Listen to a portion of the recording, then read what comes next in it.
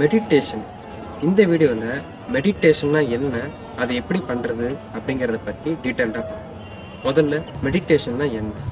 நம்ம மனசை அமைதிப்படுத்தி நம்ம ப்ரெசண்ட்டை ஃபோக்கஸ் பண்ணுறது, அதாவது நம்ம மைண்டில் இருக்க அட்டென்ஷன் அண்ட் அவேர்னஸ் சிஸ்டத்தை ட்ரெயின் பண்ணுறது. இன்னும் சிம்பிளாக சொல்லணும்னா, நம்ம வாழ்ந்துட்டு இருக்க இந்த பிஸி லைஃப்பில் கொஞ்சம் நேரத்தை பாஸ் பண்ணி நம்ம மனசை ரிலாக்ஸ் பண்ணி அதில் இருக்க லோடெல்லாம் லைட் ஆக்கி நம்மளோட சிந்தனையும் கவனத்தையும் ஃபுல் அண்ட் ஃபுல் ப்ரெசண்ட்டில் வைக்கிறதுக்கு பேர் தான் மெடிடேஷன். இந்த வீடியோவில் பர்டிகுலராக ஜென் மெடிடேஷனை பற்றி பார்ப்போம். ஓகே, இந்த ஜென் மெடிடேஷன் எப்படி பண்ணுறதுங்கிறத நம்ம ஒவ்வொரு ஸ்டெப் பை ஸ்டெப் பார்ப்போம். First step, find a quiet place. நீங்கள் இருக்கிற இடத்துல இருந்து கொஞ்சம் அமைதியாக இருக்கிற இடத்த செலக்ட் பண்ணுங்கள். ஃபார் எக்ஸாம்பிள், உங்கள் மொட்டை மாடி கூட நீங்கள் செலக்ட் பண்ணலாம். எந்த இடத்துல உங்களுக்கு வந்து அதிகமான எக்ஸ்டர்னல் நாய்ஸ் இல்லையோ அந்த இடம் ரொம்பவே பெர்ஃபெக்டாக இருக்கும். ரெண்டாவது, செட் டைமர். நீங்கள் போகும்போதே உங்கள் கையோட ஒரு டிஜிட்டல் வாட்சோ அல்லது உங்களோட மொபைல் ஃபோனை எடுத்துகிட்டு போங்க. அதில் 10 மினிட்ஸ்லேருந்து 15 மினிட்ஸுக்கு டைமர் செட் பண்ணுங்கள். இது ஐடியலாக 10 to 15ங்கிறது கரெக்டாக இருக்கும். இன்கேஸ் உங்களுக்கு பிக்சரில் பண்ண ஃபர்தர் உங்களுக்கு அதிகமான டைம் தேவைப்பட்டுச்சுன்னா அதிகமான டைம் நீங்கள் செட் பண்ணிக்கலாம். நெக்ஸ்ட் ஸ்டெப், இயர் ப்ளக்கை நீங்கள் காதில் மாட்டிக்கணும். இயர் ப்ளக்னா இந்த மாதிரி இண்டஸ்ட்ரி பர்பஸுக்கெலாம் யூஸ் பண்ணுவாங்க. அதிகமான நாய்ஸ் நம்ம காதை டிஸ்டர்ப் பண்ணக்கூடாதுருக்காங்க. இது வந்து உங்களோட நியர்பை மெடிக்கல் ஷாப்பில் கூட கிடைக்கும். 10 to 15 rupees தான். இதை வந்து நீங்கள் உங்கள் காதில் மாட்டிக்கிட்டீங்க அப்படின்னா இன்னுமே நீங்கள் வந்து எக்ஸ்டர்னல் நாய்ஸை அவாய்ட் பண்ணிடலாம். நெக்ஸ்ட் ஸ்டெப், உங்கள் போஸ்டரை கரெக்டாக வைங்க. உங்கள் போஸ்டர் எப்படி கரெக்டாக வைக்கணும்னா, உங்களோட ஸ்பைனல் கார்டு, அதாவது முதுகு இருக்குல்ல, அதை வந்து ஸ்ட்ரைட்டாகணும். உங்கள் கையை வந்து ஸ்ட்ரைட்டாக வைங்க. கழுத்து, ஸ்பைனல் கார்டு, இந்த கை, இந்த 3 ஸ்ட்ரைட்டாக வைங்க. நீங்கள் வந்து பத்மாசனத்தில் தான் உட்காரணும் அவசியம் கிடையாது. உங்களுக்கு எது கம்ஃபர்டபுளோ அந்த மாதிரி உட்காந்துக்கணும். ஓகேங்களா? ஸ்ட்ரைட்டாக வச்சுட்டு அடுத்த ஸ்டெப், உங்கள் கண்ணை மூடிக்கோங்க. நீங்கள் கண்ணை மூடும்போது விஷுவலாக உங்களுக்கு இருக்க டிஸ்டர்பன்ஸ் கூட இதில் வந்து இருக்காது, போயிடும். நீங்கள் கண்ணை திறந்துருக்கும் போது சில விஷயங்கள் மூவாகலாம், ஏதாவது விஷயங்கள் நடக்கலாம். அதனால உங்கள் மைண்ட் வந்து மேபி டிஸ்டர்ப் ஆகலாம். ஸோ நீங்கள் கண்ணை மூடிட்டீங்க அப்படின்னா நீங்கள் அந்த விஷுவல் டிஸ்டர்பன்ஸையும் தவிர்த்துடலாம். நெக்ஸ்ட்டு, கண்ணை மூடினோடனே நீங்கள் பண்ண வேண்டிய விஷயம் ப்ரீத். நீங்கள் வந்து நார்மலாக மூச்சு விடுறத விட கொஞ்சம் லென்த்தியான மூச்சு விடுங்க. கொஞ்சம் லென்த்தியாக உள்ளே இழுத்து லென்த்தியாக வெளில விடுங்க. ஓகேங்களா? நீங்கள் ஸ்டார்ட் பண்ண உடனே முதல்ல உங்களோட ப்ரீத்தை கான்சென்ட்ரேட் பண்ணுங்கள். பொறுமையாக இழுத்து பொறுமையாக விடுங்க. அந்த ப்ரீத் வந்து எப்படி போகுது, எப்படி உள்ளே வருது, எப்படி வெளியில் போகுது அப்படிங்கிறத அதில் உங்களோட கவனம் ஃபுல்லாக வைங்க. முதல்ல இனிஷியேட் பண்ணுறதுக்காக, இந்த மெடிடேஷன் இனிஷியேட் பண்ணுறதுக்கான ஒரு ஸ்டார்ட் அப் ப்ரொசீஜர். ஓகேங்களா? அதுக்கப்புறமேட்டுக்கு நீங்கள் இயர் ப்ளக் மாட்டிருக்கனால உங்களுக்கு வந்து நிறையா வெளியிலேருந்து சவுண்ட் இருக்காது. ஸோ உங்களுக்கு ஸ்லோவாக உங்களோட ஹார்ட் பீட் சவுண்ட் கேட்க ஆரம்பிக்கும்.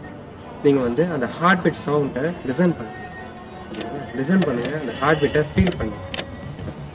நெக்ஸ்ட்டு, இதுதான் வந்து நம்மளோட ப்ரைம் பார்ட் மெடிடேஷன். இப்போ வந்து உங்கள் மைண்டு ஓரளவுக்கு கொஞ்சம் ரிலாக்ஸ் மோடுக்கு வந்ததுக்கு அப்புறமேட்டுக்கு உங்கள் மைண்டுக்குள்ளே நிறைய விஷயங்கள் இங்கே எங்கே போய்கிட்டே இருக்கும். நிறைய விஷயங்கள் உங்கள் சிந்தனைகள் வரும். இதெல்லாம் பண்ண வேண்டியது இருக்குது, இப்படிலாம் நடந்துச்சு, இப்படிலாம் பண்ணணும் அப்படின்னு ஏகப்பட்ட விஷயங்கள் வரும். அது எல்லாத்தையுமே பொறுமையாக நிதானமாக கவனிங்க. ஓகேங்களா?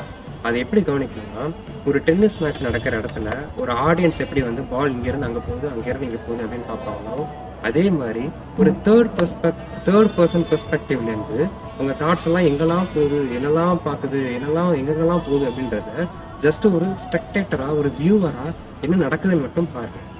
அடுத்த point, don't stick with any thoughts. உங்களுக்கு வந்து மைண்ட் இங்கேயும் போகிறப்ப நீங்கள் வந்து எந்த பாயிண்ட்லையுமே வந்து அதை பற்றியே யோசிக்கக்கூடாது. ஓகேங்களா? இப்போ பாஸ்ட்டில் ஏதாவது ஒரு சோகமான விஷயம் நடந்திருக்கோ இல்லை சந்தோஷமான ஒரு விஷயம் நடந்திருக்கோம் அப்படின்னா நீங்கள் அதிலே ஃபிக்ஸாக இருக்கக்கூடாது. அதை பற்றியே அப்படியே யோசிச்சுட்டே இருக்கக்கூடாது.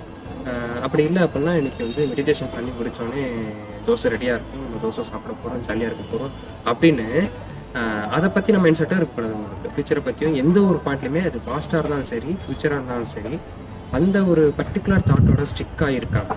என்னெல்லாம் தாட்ஸ் வருதோ, ஒரு வாட்டர் எப்படி ஃப்ளோ ஆகுமோ அந்த மாதிரி எல்லா தாட்ஸையும் உங்கள் மைண்டுக்குள்ளே ஃப்ளோ ஆகும். ஓகேங்களா? Next, B patient. இதுதான் வந்து லாஸ்ட் பாயிண்ட்டு. ஏன் அப்படின்னா, நம்ம ஸ்டார்டிங்கில் வந்து நம்ம பண்ண ஆரம்பித்தோடனே நம்ம மைண்டை வந்து கண்ட்ரோல் பண்ண நினைக்கவே கூடாது என்றைக்குமே. ஓகேங்களா? அது போகிற ஃப்ளோவை ஜஸ்ட் நீங்கள் வந்து வியூ மட்டும் தான் பண்ணணும். அப்போ வந்து ஃபஸ்ட்டு உங்களுக்கு ஃப்ரெஷராக நீங்கள் ஸ்டார்ட் பண்ணும்போது ரொம்பவே கஷ்டமாக இருக்கும். என்னடா அது என்ன நடக்குதுன்னே தெரில, கண்ணை திறந்துரும் அப்படின்ற மாதிரி தான் உங்கள் மைண்டு வந்து உங்களுக்கு டாக் ஆஃப் தி மைண்டில் உங்களுக்கு சொல்லிகிட்டே இருக்கும். பட் கொஞ்சம் பொறுமையாக இருங்க. கொஞ்சம் பொறுமையாக இருந்தீங்க அப்படின்னா தான் இதோட பெனிஃபிட்ஸ்லாம் அவங்களால அனுபவிக்கும். ஓகேங்களா? இந்த ஸ்டெப்ஸ்லாம் பார்த்தோம். இது இன்னொரு தடவை சம்மரைஸ் பண்ணுவோம். ஃபஸ்ட்டு ஒரு அமைதியான இடத்துக்கு போங்க. அடுத்து டைமர் செட் பண்ணுங்கள். கியர் ப்ளக்கை மாட்டிக்கோங்க. உங்கள் போஸ்டரை கரெக்ட் பண்ணுங்கள். கண்ணை மூடுங்க. உங்கள் ப்ரீத்தில் கான்சென்ட்ரேட் பண்ணுங்கள். அடுத்து உங்கள் ஹார்ட் பீட்டை கேளுங்க. அடுத்து உங்கள் மைண்டு வாண்டர் ஆகிறத, உங்கள் மைண்டுக்கு கீவ் போகிறத ஜஸ்ட் ஒரு கீப்பராக கீவ் பண்ணுங்கள். நெக்ஸ்ட்டு எந்த ஒரு தாட்படி ஸ்ட்ரிக்டாக இருக்காது. லாஸ்ட்டு அமைதி, பேஷன்ஸை கிடைக்கிறீங்க. இந்த ஸ்டெப் பை ஸ்டெப் இந்த ப்ராசஸை ஃபாலோ பண்ணிங்க அப்படின்னா நீங்கள் வந்து ஒரு ப்ராப்பரான ஒரு ஜென் மெடிடேஷனை நீங்கள் பண்ண ஆரம்பிச்சிடலாம்.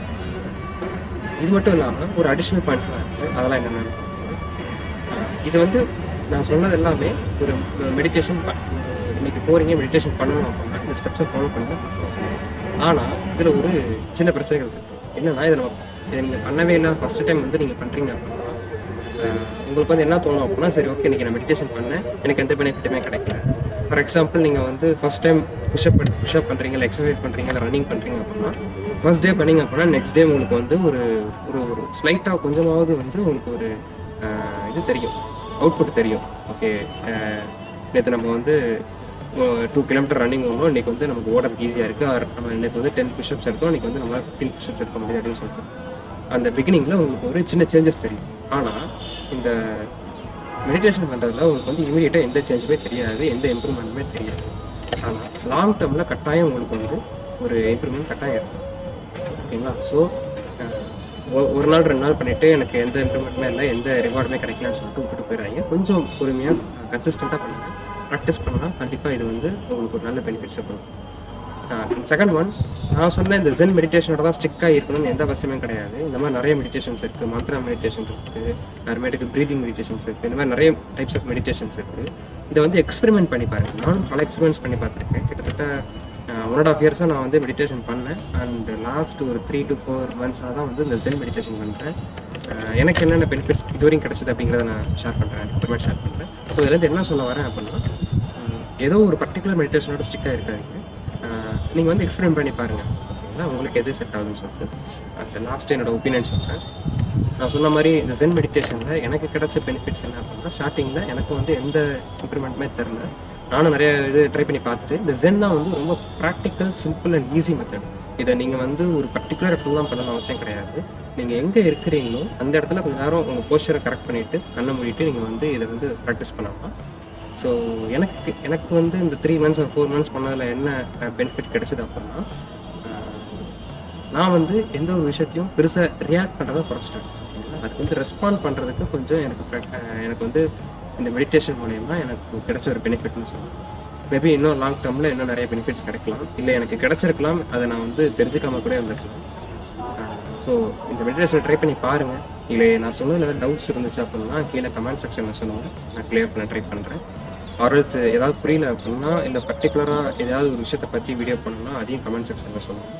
இதை ட்ரை பண்ணி பார்த்துட்டு உங்களோட ஒப்பீனியனையும் சொல்லுங்கள் கமெண்ட் செக்ஷனில்.